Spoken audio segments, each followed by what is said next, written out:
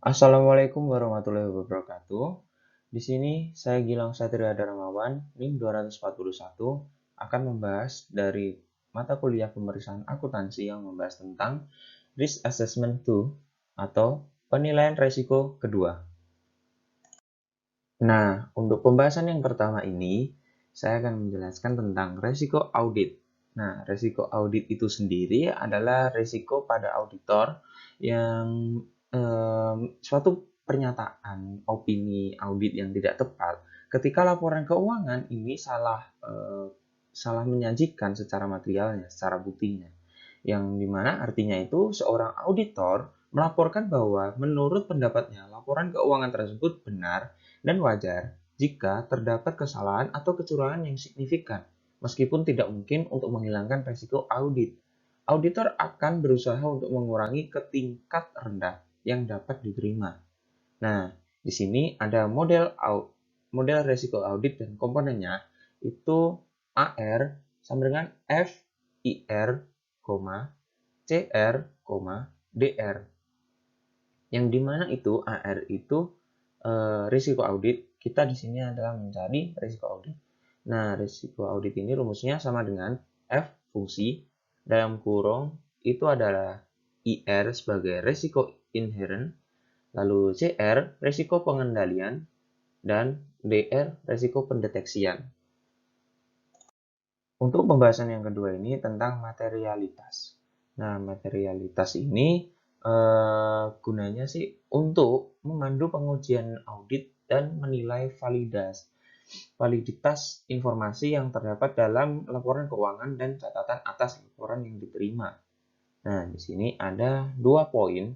Poin yang pertama itu materialitas kualitatif dan kuantitatif.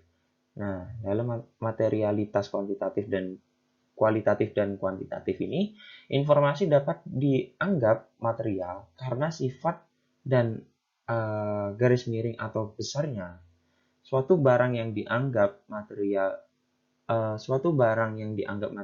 karena sifatnya disebut sebagai material secara kualitatif.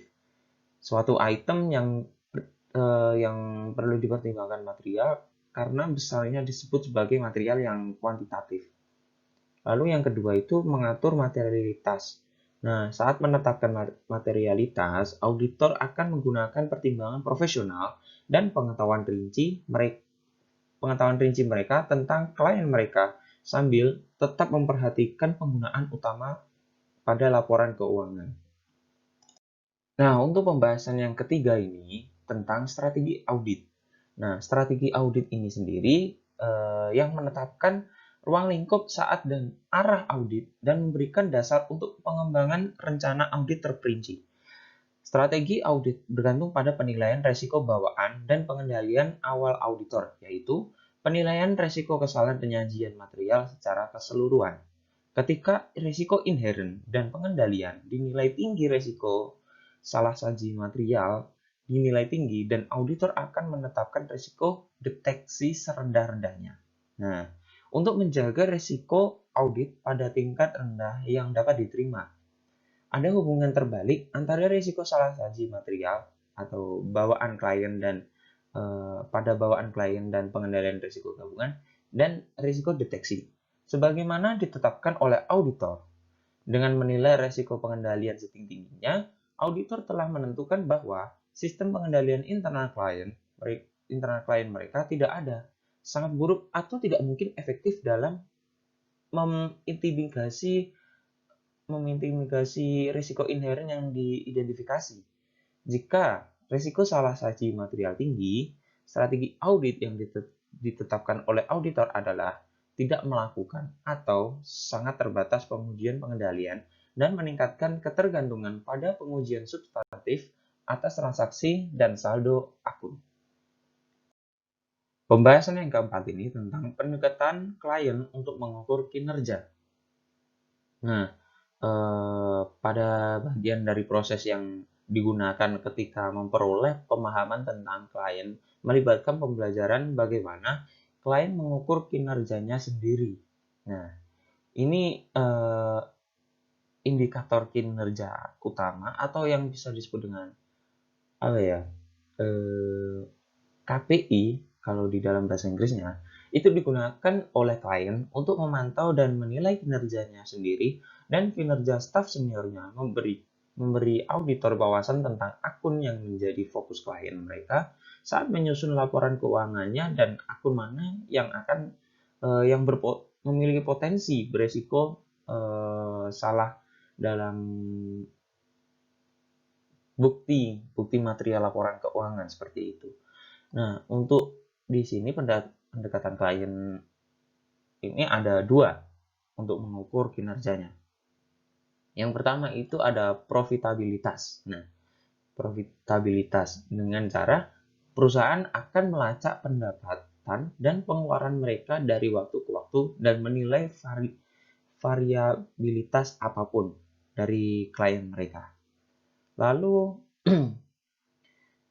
yang kedua itu ada likuiditas. Likuiditas ini kemampuan perusahaan untuk memenuhi kebutuhan kas dalam jangka pendek dan panjang. Sangat penting bagi perusahaan untuk memiliki akses ke kas untuk membayar utangnya saat jatuh tempo. Seperti itu. Nah, di pembahasan yang kelima ini atau pembahasan terakhir membahas tentang prosedur analitis. Prosedur analitis itu sendiri adalah suatu evaluasi informasi keuangan dengan mempelajari hubungan yang wajar antara data keuangan dan non-keuangan. Mereka melibatkan identifikasi fluktuasi akun yang tidak konsisten dengan ekspektasi auditor berdasarkan pemahaman mereka tentang klien mereka. Nah, di sini ada 6 prosedur analitis. Prosedur yang pertama itu adalah perbandingan. Perbandingan ini sederhana dibuat antara saldo akun untuk tahun berjalan dan tahun sebelumnya, serta tahun berjalan dan anggaran. Untuk prosedur yang kedua itu analisis tren. Analisis tren ini atau analisis horizontal melibatkan perbandingan saldo akun dan dari waktu ke waktu. Lalu prosedur yang ketiga itu analisis ukuran umum. Analisis ukuran umum ini berbeda dengan analisis tren. Kalau analisis tren ini kan secara horizontal. Nah, kalau analisis ukuran umum ini adalah analisis vertikal, di mana melibatkan perbandingan saldo akun dengan satu item baris. Lalu prosedur yang keempat itu analisis resiko. Analisis resiko ini untuk menilai hubungan antara berbagai saldo akun laporan keuangan. Auditor akan menghitung rasio profitabilitas, likuiditas, dan solvabilitas. Lalu prosedur yang kelima ini prosedur analitik lainnya. Program komputer yang dimaksud dengan prosedur analitik lainnya itu program komputer digunakan untuk beberapa firma audit untuk melakukan analisis rinci dalam data klien. Lalu prosedur yang keenam ini ada faktor yang perlu dipertimbangkan saat melakukan prosedur analitik. Nah, pada prosedur ini ada sejumlah faktor yang perlu dipertimbangkan saat melakukan prosedur analitik. Yang pertama itu keandalan pada data klien. Jika auditor yakin bahwa terdapat risiko signifikan bahwa catatan klien tidak dapat diandalkan karena misalnya pengendalian internal yang buruk, maka catatan tersebut cenderung tidak tergantung pada prosedur analitisnya. Ada juga masalah lainnya, yaitu kemampuan untuk membuat perbandingan dari waktu ke waktu. Nah, jika klien telah mengubah metode akuntansinya, ini akan mengurangi komparabilitas data yang mendasarinya. Nah, dalam hal ini, auditor perlu menyajikan kembali data laporan keuangan dari tahun-tahun sebelumnya dengan menggunakan metode akuntansi saat ini sebelumnya membuat perbandingan. Nah, jadi ini sangat merepotkan sih sebenarnya. Karena apa? Auditor harus menganalisis kembali dari tahun-tahun sebelumnya dengan metode yang digunakan pada tahun sekarang seperti itu. Ini sangat merepotkan sebenarnya. Kalau metode akuntansi dari tahun A dengan B ini sudah berbeda, maka harus mengulang lagi dari tahun-tahun sebelumnya seperti itu. Nah, mungkin itu saja yang bisa saya sampaikan dari pembahasan risk assessment 2 atau penilaian resiko kedua.